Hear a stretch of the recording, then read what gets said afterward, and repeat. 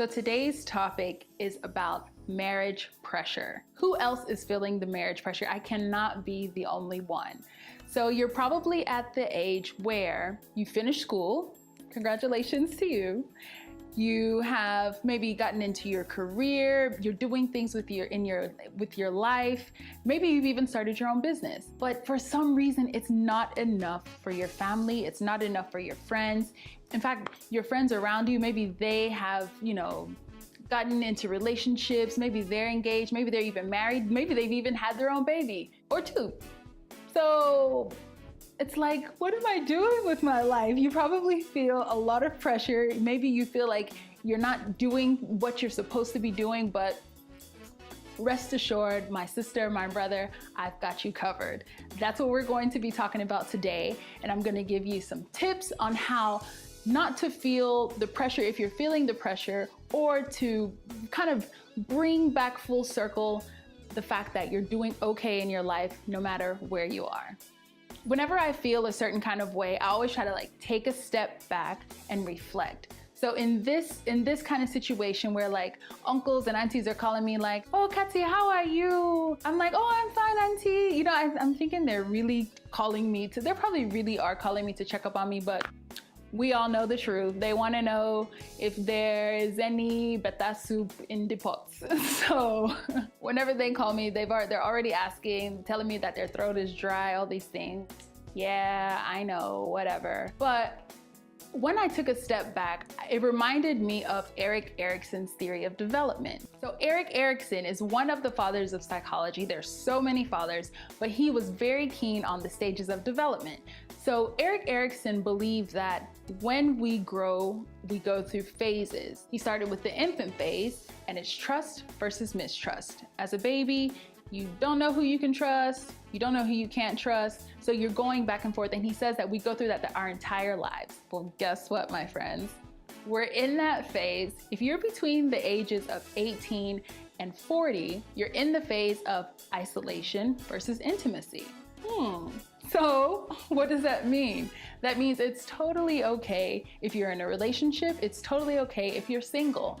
We're in the phase where we are learning about ourselves, we're figuring out ourselves, and we may even be learning who we're supposed to be with. But if you're less than 40, in fact, I really don't like going by charts, but if you're a chart person, if you're less than 40, you're okay.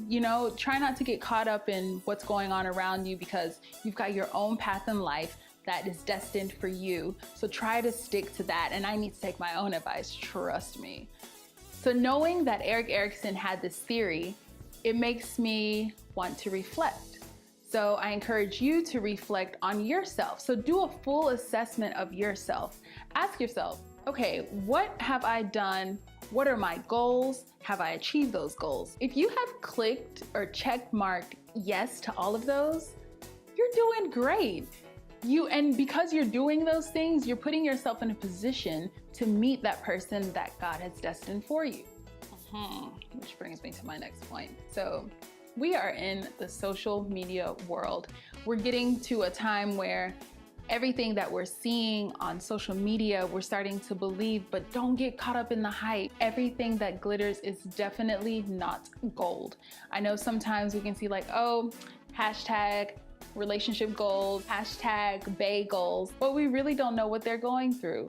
So if you ever find yourself, because I know I do, Instagram takes up way too much of my time. If you find yourself on Instagram, on Twitter, whatever social media outlet you use, constantly seeing people in places and doing things that you want to do. I mean, it's cool to double tap and but don't get so engrossed in it where you forget that you're on your own journey and you're doing what you need to do to become the person that you want to be.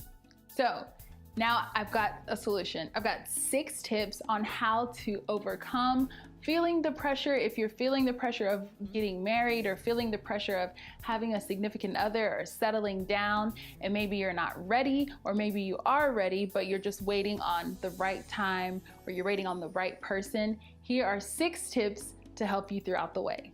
Number 1, You are more than a wife or a husband. Gone are the days where women sat at home and were simply housewives. Gone are the days where only the men worked. Today, we are in such a pivotal time where we're blessed with women can work, men can work, we can combine our incomes if that's what you like. It's okay. So my first tip is for you to explore the things that you enjoy doing. We've all got talents and we all really need to use them. Don't be afraid. Use this time to really explore what you want to do and just try it out. You never know where it could lead you. Number 2, it's your life, not your parents' life, not your family's life, not your auntie, not your uncle, not your cousin, not your brother. At the end of the day, in your matrimonial home, it's going to be you and your husband, or you and your wife, or it's going to be you and that other person. Your parents won't be laying in between you. It's not going to be like that. So don't make your decision based on feeling pressure of whatever someone else is telling you or whatever they're trying to make you do. Because at the end of the day, it's up to you. You have to be happy. If you're not happy, it's not going to work. Tip number 3, patience. I am working on it. And if you're like me, we struggle together. And I am here with you. I feel you. It is so hard to be patient when you have like a type A- personality like I do, and you want things to happen when you want them to happen and they don't. But what I've learned is being patient is so key because, I mean, okay, think about it. Think about the very first person that you ever fell in love with, or had a mad crush on. Maybe like, I think I was in 6th grade and 6th or 7th grade, and I was I was in love with this guy. Like, we called him the Italian stallion. Like, I knew I was gonna marry this man. Like, back then, if you liked a guy or a guy liked you, you would like wear his jacket, and like once you wore his jacket, you were official. We're together. There's nothing you can say to me. I am Mrs. Italian Stallion, like 12 years old. What's up? This my man. So I will never forget. I went home with his jacket, and he had just gotten this jacket from for Christmas, and so I went home with his jacket. And I was like, yeah, I'm so in love. This is just great. It's magical. Like, this is awesome. And I brought it back. I was bringing it back, actually, because we both played basketball. So I was bringing it back to him at the game. So as I was bringing it back, his mom met my mom, and she was like furious. And I'm like, oh my God. Like, I saw my life flash before my eyes because I wasn't supposed to be dating. I'm 12 years old. My mom is Nigerian, so that means my life was about to end in about 3.2 seconds. And his mom came up to my mom and was like, your daughter. I was like, no, she's lying. She's lying. I don't have his jacket. So I like threw his jacket to him. Before I knew it, honey, my mom snatched my ponytail back, and that was another story. I don't know how I got off into that rant. Let's come back. So be patient. So imagine if the very first person you fell in love with or you really, really liked, you ended up being with that person today. Would you be happy? Like, would you genuinely be happy and be satisfied with being with that person as calling that person your wife or your husband? So I think it's worth a try to just be patient. Tip number 4, the certificate. What I mean by the certificate is that marriage is the only time in life where you will get the certificate before the test actually starts. I really want that to sink in with some people because I think sometimes we get caught up in like the actual wedding, which is an event, versus the marriage, which is a journey. So this tip, I just want you guys to because I have to tell myself and remind myself that it's not just one day. It's not just eating party jollof and having fun and wearing ashobi and everything. It's not just about that. It's about, okay, after all those people go home, after we've counted all of our naira, our dollars, our pounds, did the groove, everything, what's next? When life gets boring, when you roll over, you see him snoring or see her like take her wig off, like you really have to be happy. So I really want you to think about that. Tip number 5, God's timing. Know that everything happens in the right time.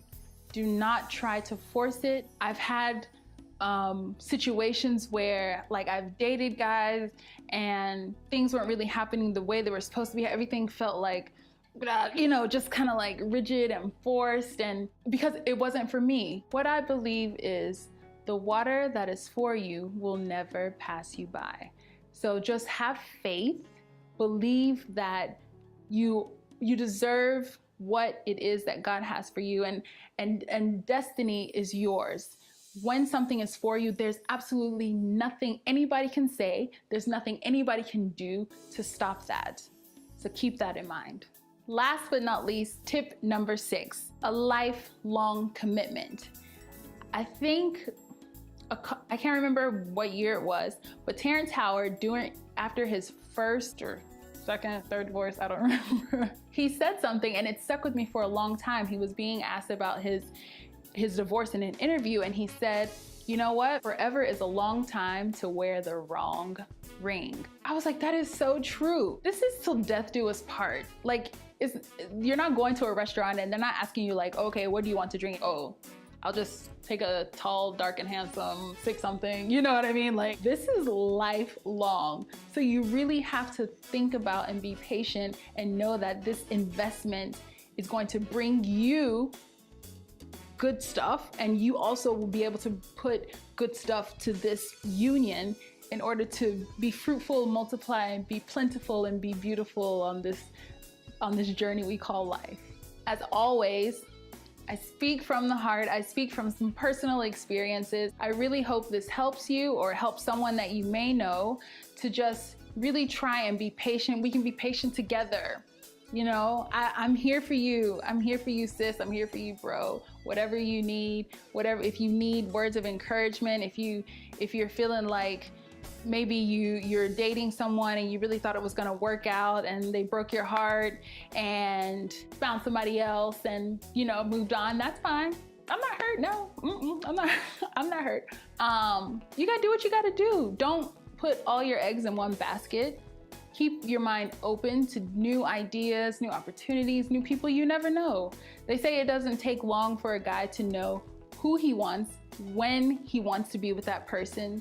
I don't know if it's so true nowadays that it's like 2017 compared to like back in the day when our parents were growing up. I don't know. I can't speak on that, but what I do know is destiny is divine, and what is for you will be for you.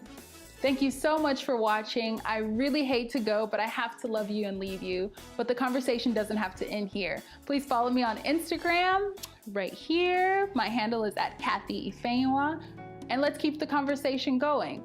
Until next time, thanks for watching.